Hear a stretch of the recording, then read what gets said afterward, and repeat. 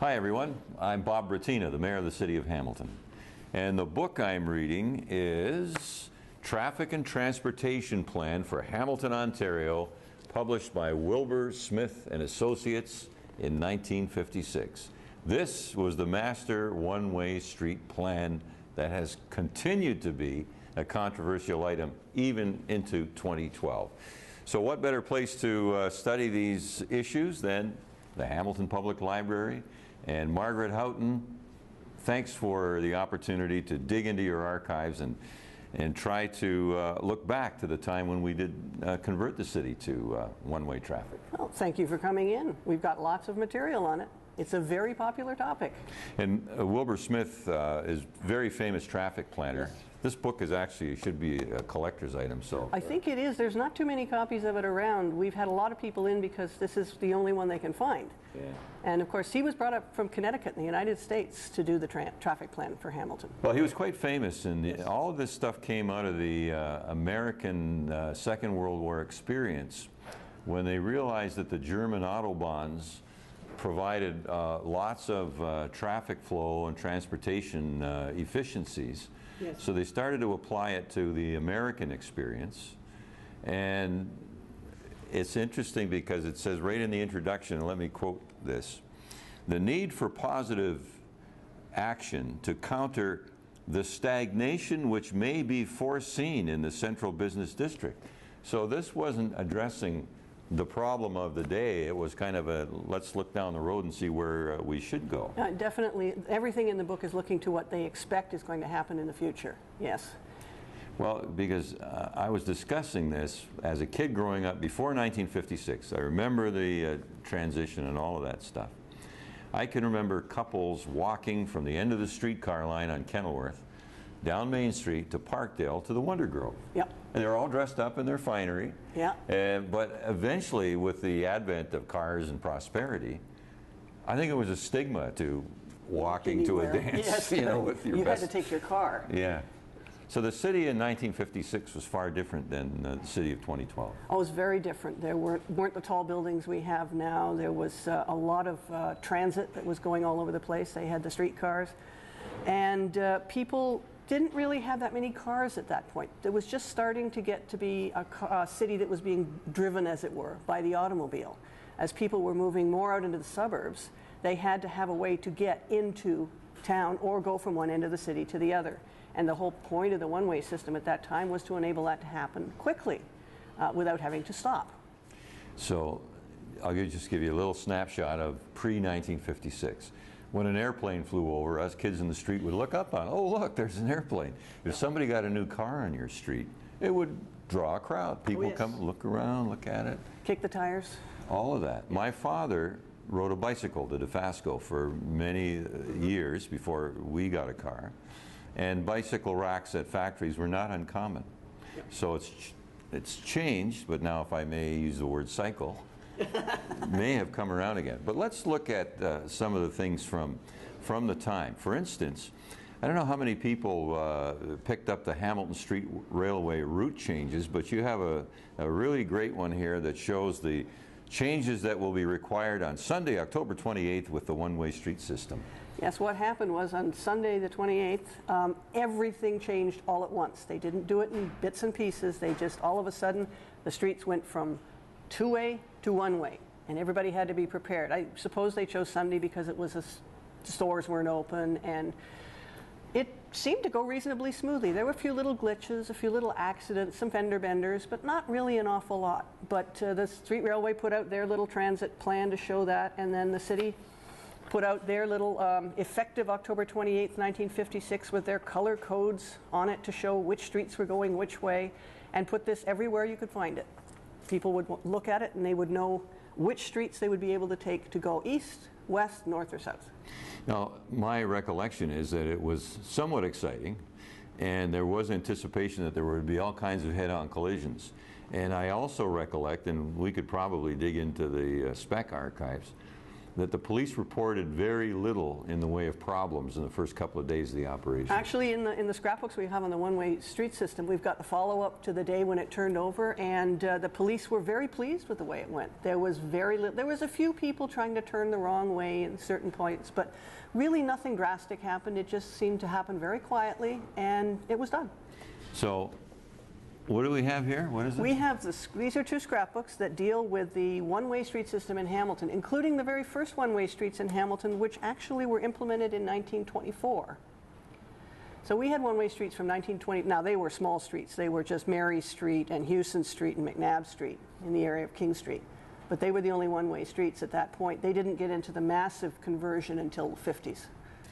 Well, the fact is that Wilbur Smith incorporated, one-way streets will appear when needed. For instance, if it's too narrow, you can only go one way. This was a system of street traffic direction. For instance, we would take Main Street one way, King Street the other. There would be opposing directional streets. Well, the original plan actually was for King Street to stay two-way, and Main Street to go one way, and Cannon Street to go one way, so that you would have a two-way street in the middle of the system, and then on either side a street going either way. But that was changed during the course of discussions. The Main and Cannon are, in fact, the opposing streets of that grid, such as same as Charlton and Herkimer. Yes. And so it was something different from what the talk is today. Let's just change it all back again. But I'm not sure how we would do that, and that's a discussion for another day. But who were some of the personalities around the changes? Who were the city officials in charge of well, there was a number of different city officials. Alderman John Hancock was in charge of the one-way street system. Of course, nobody's heard of him now. But, no. And of course, Mayor Jackson was a great proponent of it. He was the one that got up early on Sunday to come down and see that, and got caught in traffic and didn't make it downtown in time to see the actual conversion. But he was a great proponent of it. And then, of course, once they hired a traffic commissioner, Ray Desjardins, his main focus was to make as many streets one way as possible. He had come from Toronto, where he designed the Gardiner Expressway. He'd been seconded to Montreal during Expo 67 to set up their system of roadways around the grounds. So his main function, in his opinion, was to make as many streets one way as possible and make traffic move quickly. That was the whole point of it, was to make traffic move quickly and get from point A to point B in as rapid a time as possible. And now the coroner's office, in a recent news article, suggests that traffic should be slowed down to as slow as 30 in neighborhoods and 40, unless otherwise posted, it's 50K. Yes. Yeah, some places it's 60. Yeah. But I want to go back again to the time, and here in the archive area, it's so wonderful because you can look at old photos and get a real sense of how it was. Well, we've got lots of, actually we have over 2 million photographs in the collection. That's well over 2 million photographs. So you can come in and you can look at what downtown looked like right from the 1800s up to the present day. And it's very different. But the only thing that hasn't really changed much is Gore Park, except the trees have changed a little bit. But other than that, it looks pretty much the same. But I can recall in a very old news story that I found here that the police were concerned with young men, and this would be in the 1850s or 60s, driving their horse carriages furiously. Oh yes, that was one of the first bylaws that was passed against driving furiously.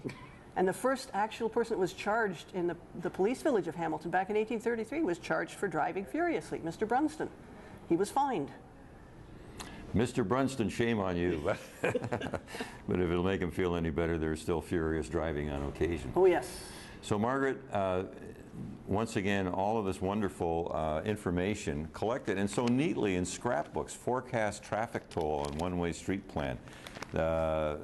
Experts think drivers still need educating. I would say that's true, well, that's true today. Even yes. today. Indicate one-way system will stay, so we'll see. Well, they gave it a try. It was supposed to be temporary and when they started it in 1956, and they revisited it later on in the year, and despite the fact that there were petitions against it by numerous businessmen, 900 people signed a petition, they voted to continue with it, and it's been that way until recently. And it left us with one joke, enduring joke, when the man was stopped going the wrong way, He said, what do you mean? I'm only driving one way.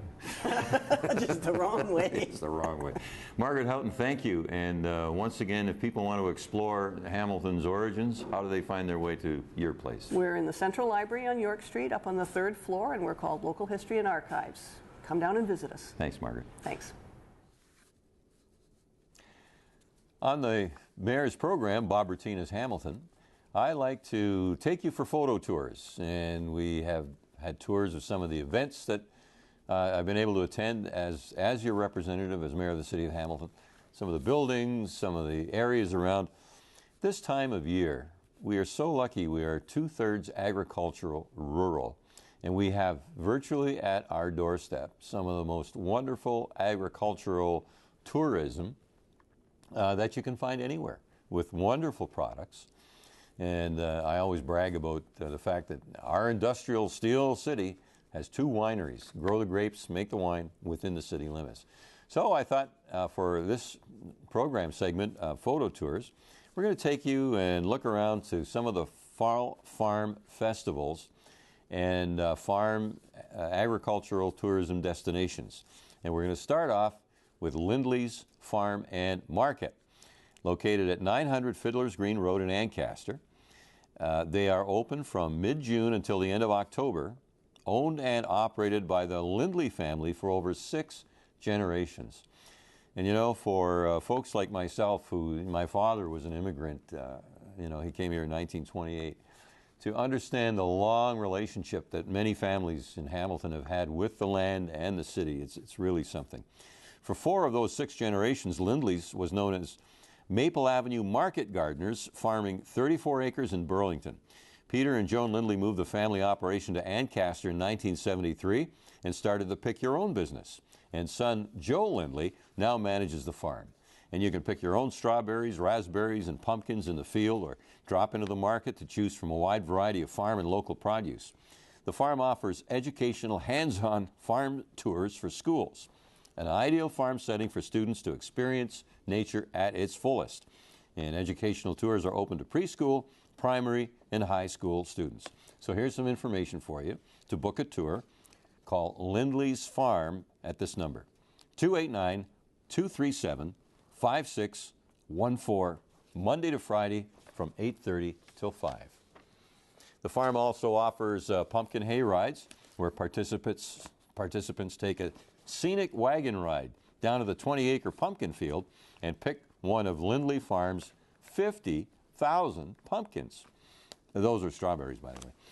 It runs from Saturday, September 29th, until Wednesday, October 31st. Lindley's takes great care in constructing a safe, easy-to-follow corn maze, and that corn maze is now open from October 1st, weekends and holidays, 10 to 4, weather permitting. That's Lindley's. And now we're going to go to Parkside. Parkside Farms is located at 519 Parkside Drive in Waterdown. And they are open from August 1st to August 31st. And they are owned and operated by the Dickaboom family since 1964, opened at that time by Gerald Dickaboom. It was originally a chicken and turkey farm, and they started cash cropping in 1974. 20 years ago, they changed their focus to sweet corn and pumpkins. Ben Dickaboom took over the farm from his father, and they have hand-picked sweet corn and pumpkins available in the market, as well as a wide variety of farm and local produce. And on October weekends, they have wagon rides, the corn maze, animals, and the Boo Barn. With every paid wagon ride, you get a free field pumpkin. And you go to the Storybook Forest, where the petting zoo is free of charge. School tours begin every weekend from September 26th to Halloween. They also offer school tours throughout the week. And here's a number to book a tour: 905-689-4829. That's Parkside Farms. And now we're going to go to another great destination, Puttycombe Estate Farms and Winery, 1468 Highway 8, Winona, Ontario. Puttycombes is right on the edge of the Hamilton border, but as the mayor, I'm so proud they're within my city limits. And they're open from May to December, 9 to 5, 7 days a week. Puttycombes family fruit farm is 213 years old. They opened as a cattle farm in 1797, became a fruit farm in the 1900s. Murray Puttycombe is the president of Puttycombe Estate Farms and Winery, and the first vineyard was planted in 1940, and today Puttycombe Estate Farms and Winery is a working farm of about 300 acres of fruit. Murray has been growing vinifera grapes, Gamay Noir, and Chardonnay since 1962. Look at that, one of my favorites, the train at Puttycombe. The winery boasts more than 25 award-winning wines in both national and international competitions. They have their general store, their bake shop and cafe, and the agricultural train rides, see that slide up right now, run May to November weekends, 10 a.m. to 3 p.m. on the hour. And they also have Polar Express train rides in December, Sundays at 11 and 1. Reservations necessary for that. So for more information on Puttycombes, here's their number, 905-643-1015. Puttycombes. Now we're going to take you to the Haynes Corn Maze Farmland and Pumpkin Patch. And they are at 1001 Highway 5 in Dundas. Haynes Corn Maze Farmland and Pumpkin Patch is open August to October. They're owned and operated by the Haynes family, and they have been doing so for 6 generations. Kevin Haynes now runs the farm.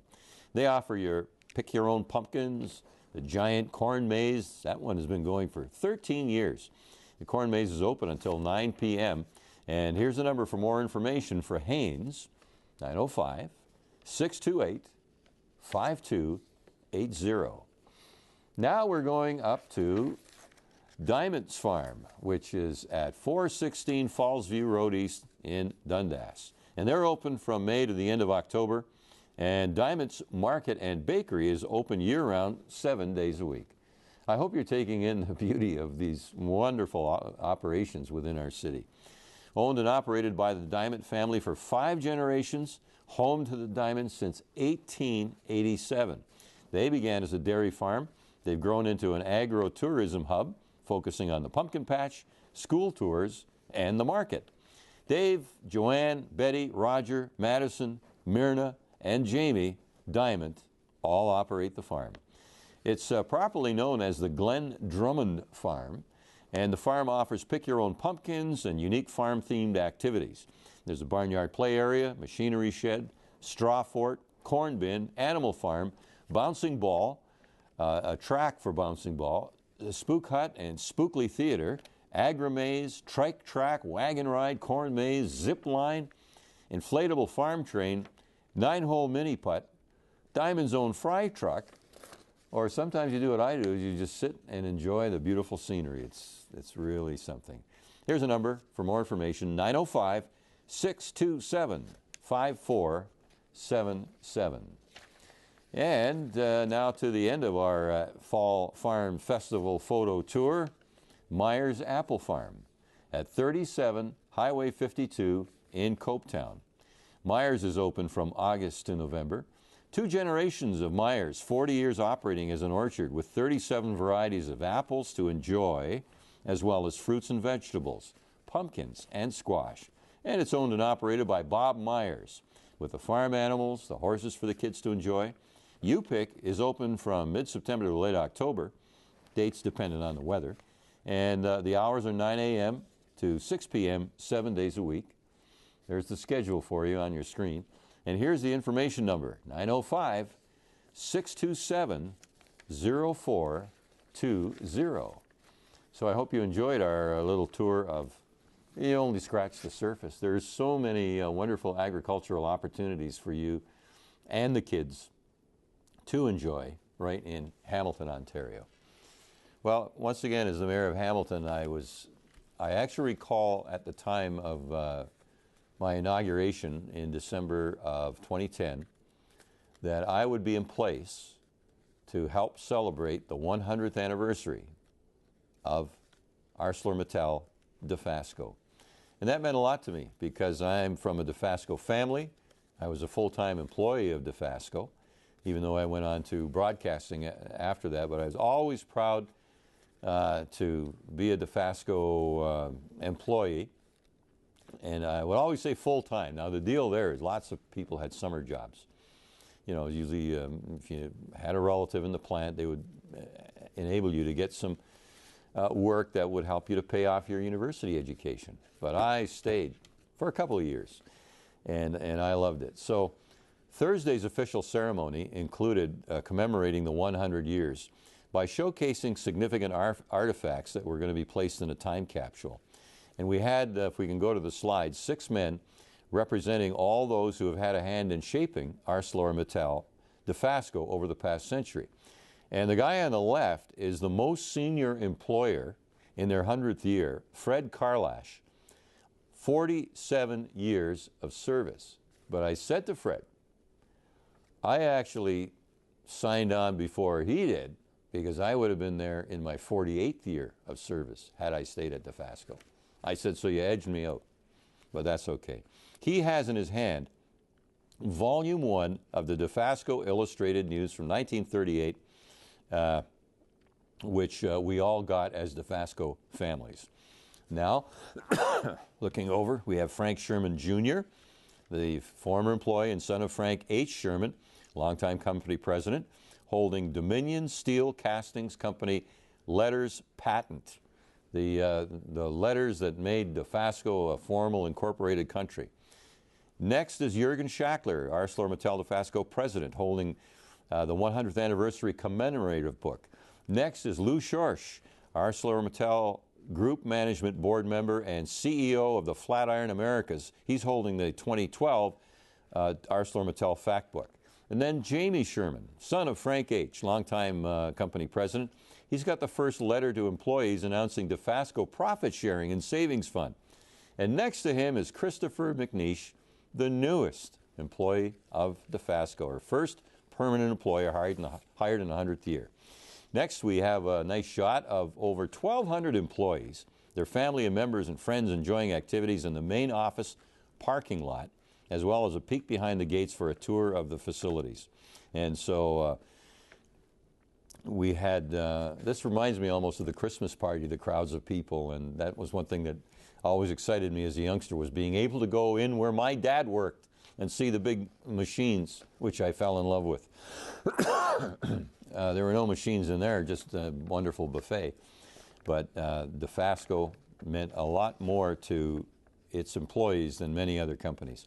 So then, of course, you got to feed the employees in a wonderful 100th anniversary. And there you can see Steve Howarth, Kyle Esselman, Leonard Brugum, Brian Andrews, and Paul Bennett taking some time to fill up and celebrate the anniversary at the nice barbecue we had outside. And I see a couple of white hats. That used to mean bosses. Well, here are the real bosses, because the man on the right, of course, is Jürgen Schackler. And the last slide, of course, the gentleman is Lou Schorsch, who is the head of what they call the Flat Carbon Americas division of ArcelorMittal. So he's actually Jürgen's boss. And there's the former Tin Mill Lab employee, now the mayor of the city of Hamilton.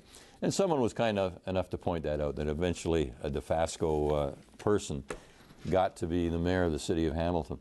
I can't tell you how much enjoyment Dofasco brought to our family with the Christmas party, with the people that I used to know, because they would often hire, for instance, members of the Hamilton Tiger Cats. And you have to go back a long way. I know Merle Hapes was one of the great running backs from the New York Giants, came to Hamilton, and they found a job for him to help him keep him here. And many, many others. But the one that I really remember the best was a guy named Eddie Remigius, who was a hot mill roller. And the hot mill is where they take the old ingots, they don't have it anymore, and they roll it and they pound it down in the rolls until it becomes a coil. And there's sparks flying, and there's heat, and there's noise and sirens. And Eddie would be there with his ripped off shirt sleeves, big muscles, looking for all the world like the man of steel, which Eddie Remigius was, in the city of steel, which I'm proud of. Those blast furnaces create the spine that Canada is built upon. So thank you for joining me in another session of Bob Bratina's Hamilton. Mayor Bob Bratina saying, we'll see you next time. Thanks for being with us.